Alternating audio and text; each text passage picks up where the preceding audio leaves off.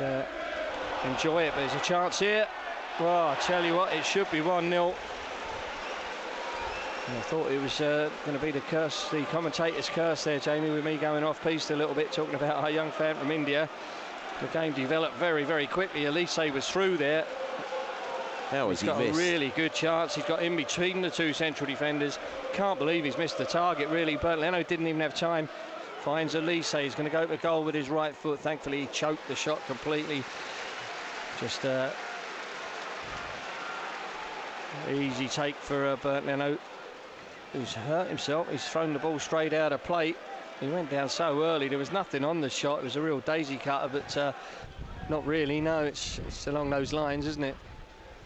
It's just that it's 0-0. Yeah, we were mollied. But he might make some half-time changes. I think he'll have a lot to say, but Muniz got in here behind him and he's poked it towards the post at last. An effort on goal from Fulham. Dean Henderson spread himself like a starfish on the near post and made the block. It goes behind for a corner. Very, very tight for Muniz, but he did well to get in behind Chris Richards.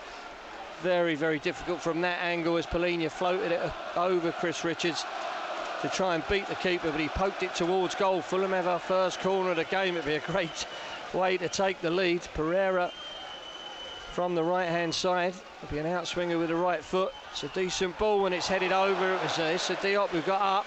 Will Hughes went to the ground. He's complaining he was fouled, but I think that's the other thing with Issa Diop, Jamie, compared to Tosin. I think he's more dominant and more aggressive attacking set pieces. More dominant in the air. He couldn't keep that one down, unfortunately, but he's a powerful presence in it. It was always going up and over the crossbar, to be fair. Jordan Ayew heads it away. Richards with a second header. They still haven't quite cleared their lines, but they're working it away. Tyrek Mitchell away on the far side, although he's turned it infield for João Polina. To Pereira. Bobby Decadoveri left it, Castagna across, Rodrigo Muniz. It's 1-0. Fulham are in front, and Rodrigo Muniz is back on the goal trail. Perfectly placed. It's a great cross on the run from Timothy Castagna, and Muniz there at close range. It's his 9th Premier League goal of the season. I was saying last time out it dried up a little bit, but we're still hoping he reaches double figures, and he's there at the Hammersmith end celebrating with the Fulham fans. He's on 9.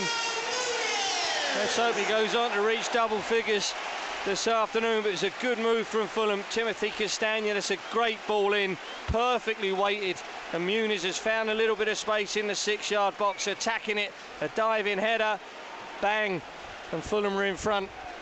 And we've been much better since the start of this second half, Jamie, so didn't create too much in the first half, but as I say, we've started well in this second period. That's a great ball from Timothy Castagna, and it's a great finish from Rodrigo Muniz. Well, it's all about Castagna's cross for me, Jim, because it's just there on a plate, isn't it, for Muniz? All he's got to do is make sure that he nuts it low into the corner, which he was able to do. He's a goal scorer in form.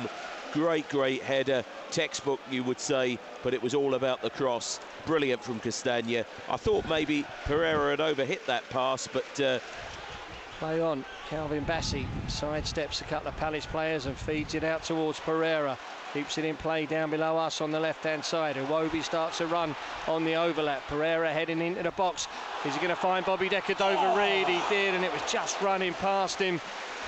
Bobby, I think he probably wasn't really expecting it, to be honest, but Pereira did ever so well to poke it past the whole of the Palace defence. Bobby Decadova-Reid with a chance to run onto it, but he's wide at the far post. He's tried to wrap his foot around it and whip it back, but didn't quite get the correct contact from Bobby, tagging it first time. Maybe really Jamie would have been as well up to try and kill that, and he's kept possession. Back to Elise, to Walton, to Nathaniel Klein. Feeds it infield.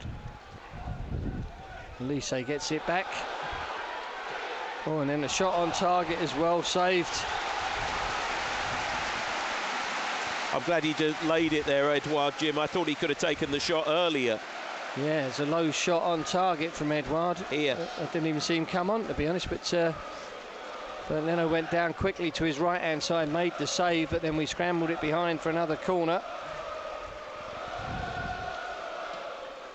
Corner coming in. Leno takes it. Swung in, the keeper fists it away. Walton just pushes it up in the air, and then Muniz on the turn. Well, he did well, really. It was a difficult one to take. Just inside the penalty area, 15 yards or so from goal as it was headed forward. He had to take it on the turn and on the half volley. Rodrigo Muniz. He did well. It's just over the crossbar. Decent effort, Jamie, that one. It's over Muniz, over Anthony Robinson, but he must have touched it, Anthony, because the throw-in has gone their way. There's Elise to Walton. In field, and then the shot from Schlupp, and it's 1-1. It's Jeremy Schlupp. Well, it's an absolute missile, to be fair. I think Leno, I don't think anyone was sure where it was going. He got such pace into the shot. From a standing start, really little or no backlift, but that's a kick in the guts after the triple substitution. Mark goes down there asking questions of the Fulham players. It was made easy for him, really, Jamie, but having said that, it's a hell of a strike. He's taken one touch and, you know, he's belted it a million miles an hour, but he's got a lot of time to receive it and to turn. Once he's hit it, there's nothing anyone's doing about that. It's the angle of post and crossbar.